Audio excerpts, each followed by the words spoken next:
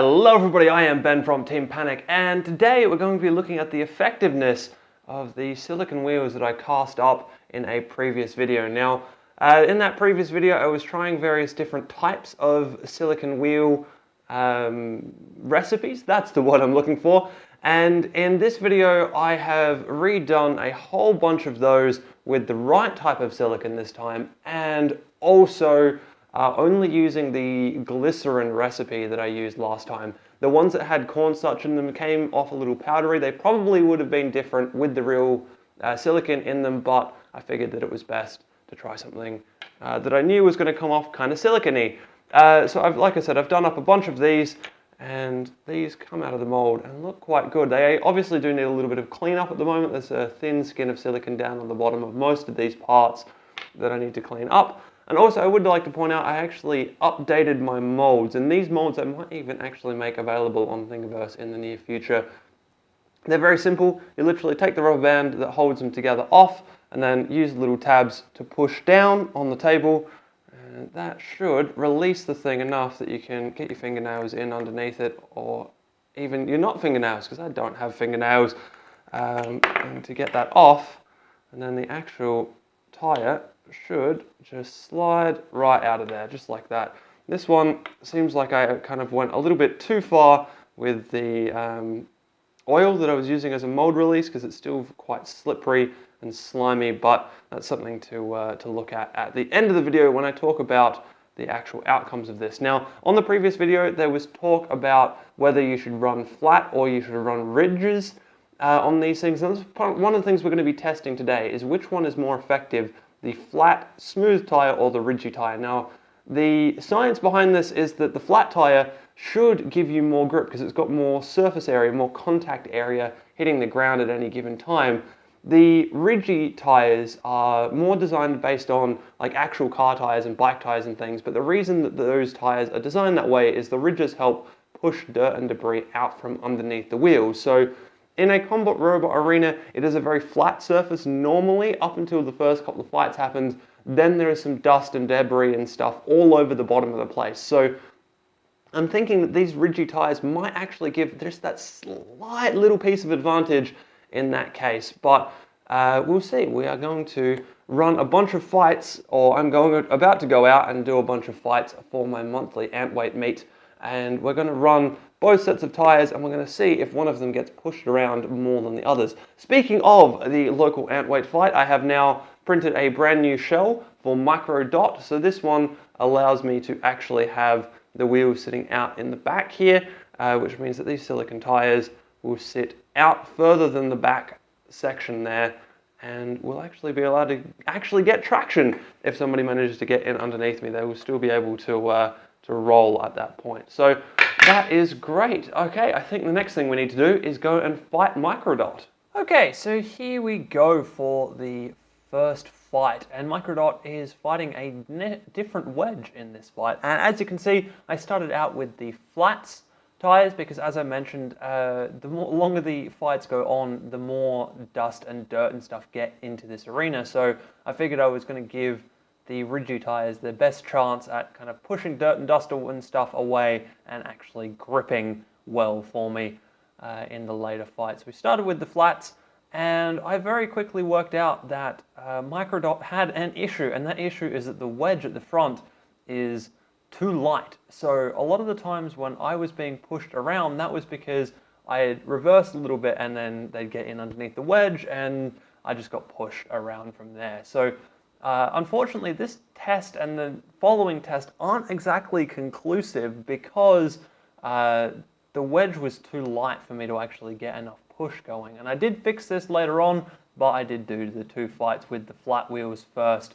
Thankfully though, I did actually have enough push in this fight to do pretty well in it actually, and somehow managed to win by fluking my way into being the last one in the arena. And on to the second fight. Now this fight was a bit interesting because it was against a robot called Tiny, which is that huge thing over there. It is actually a 150-gram robot, and it makes use of the fact that my class doesn't actually have a size restriction. So as you can see, it's mostly made out of styrofoam. It is 150 grams, but it is just absolutely massive, which makes it very, very difficult to do anything with. I thought I had it pinned up against the wall here, but it managed to spin itself away. I was also very unfortunate in this fight in that I'd left my switch hanging out the top of the robot because I'd forgotten to bring Velcro with me to the event.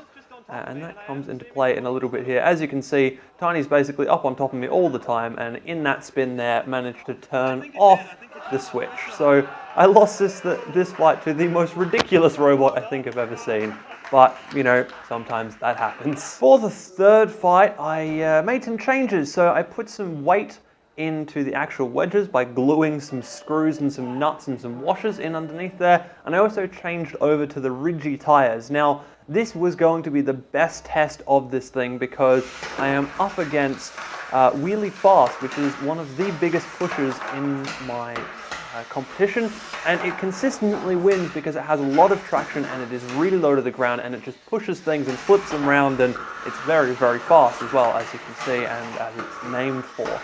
So this was going to be the big test as to how grippy these tires actually were, because if I could hold my own against this thing, then I would actually be able to say that these tires are quite grippy. And right here, you can see it. I am getting some really good pushback against this thing, and this was quite remarkable. Nobody had done this before. Their wheels were the most grippy things that our fighting group had ever seen. So the fact that I'm getting some good pushback here against them was kind of proof that these wheels actually held up, and they did really well, especially considering that my wheels are about half the width that their wheels are. So I'm going to do another version of this with thicker wheels, and hopefully I'll then be able to outpush these guys completely and totally. So this was the first sign for me that these wheels were really something that were actually doing really, really well for me. And then with this fight done by a very quick knockout like that, I was done with the round robins and on to the semi-finals. So here we go. We are now in the semi-finals, and as you can see, I got quite lucky. This is my third pushy type robot opponent for this particular month and this particular meet. And that actually worked out really well because it meant that I didn't really take a lot of damage, and I was able to test the things I wanted to test in terms of pushing power against other robots with pushing power. So this fight, there's not a whole lot that happened or really changed. I'm still on the ridgy tires. I still have the weight glued in underneath the front wedge, and it was just an honest to goodness pushing match. So I did have a slight advantage here in the fact that I had 3 rather large wedges and my opponent has kind of 2 very thin blades that normally actually really help them, because when they go up against weaponized opponents, those blades can kind of jam into where they need to be and just stop weapons and things. But yeah, for me, I had more wedge, I guess, in this case. Also, if you did see just then, I did manage to flick myself upside down and back up again. That's because that weight in the nose is really, really helpful. And also, I think that the ridgy tires are just slightly more grippy than the flat tires, because I actually managed to flick myself back over again with them. So I'm not 100% sure. I think just from the things that I saw, they seem just ever so slightly more. There doesn't seem to be a whole lot of difference between the flats and the ridgy tires. And personally, that means I think I'm going to keep using the ridgy tires. I like the way they look, and I know that there's a lot of dust and dirt and stuff in the arena, so having those ridges to push that out from underneath the tires just makes me feel a little better. It's not the most scientific thing in the world, but that's the way I think I'm going to play this from here on out. So this fight is still going now. Both of the pits are open, which means that one of us is going to win very soon, because of course the pits are the big thing when you've got pushy robots, and in this case I managed to jam into the wall and jump into the pits. So there we go, on to the grand final. So the grand final for our league is a 3-way fight, and basically first, second and third are all determined with this one fight. The first person out gets third place, the second person out gets second place, and the last person standing, of course, gets first place.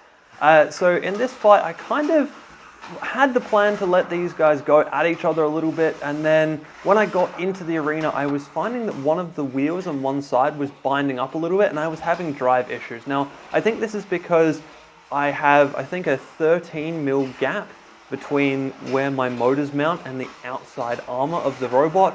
and the wheels are about 12 mil, and I think that I just didn't quite mount them up properly, or I've actually messed that tolerance up a little bit, and what was happening was my wheels were getting stuck and cogging a little bit. So that meant that I ended up kind of upside down and not really in the fight for most of the final. And as you can see here, I'm still stuck upside down. And because of the cogging, I was having trouble flicking myself back over. I didn't have enough power in the wheels to flick the nose cone back up and over. And I was kind of trying to jam myself into my opponents to get thrown back over. And then I realized I could flick myself over on the wall like that. And then, as you see, they grabbed each other and started motioning towards the pit. So I decided I was going to do the same thing. And just so happened to give it a little nudge to both of them, which meant that I won for the actual fight, and I am so pleased with this. This is the first time I made it into the finals for a long time, and it's the first time I've won a trophy in a very long time. And I personally think it's all down to these silicone wheels. These silicone wheels really held up so well, and they had so much more grip than anything I've ever done before. So, conclusions time. This actually worked really, really well, and I mean, I have the trophy to attest to that. The big thing I do need to point out is you really, really need this stuff. This is silicone, and it says 100% silicone. The reason that those experiments failed a couple of months ago now was I was not using the right type of silicone. If you use the right type of silicone, you get awesome, awesome results out of this. I'm not sure if the camera is going to pick this up, but there is still dust and dirt in these wheels. So you can see kind of why I decided, or why I personally want to keep running these ridgy tires, because they do pick up this dust and dirt and jam it into those ridges. So I'm thinking that's giving me a little bit better traction than it did before. So I will link, of course, again to the video where I found the recipe for these in the description down below. If you are interested in any of that, check that video out. That is where I learned how to do this myself. Once again, make sure you get 100% silicone, because this is very, very, very important.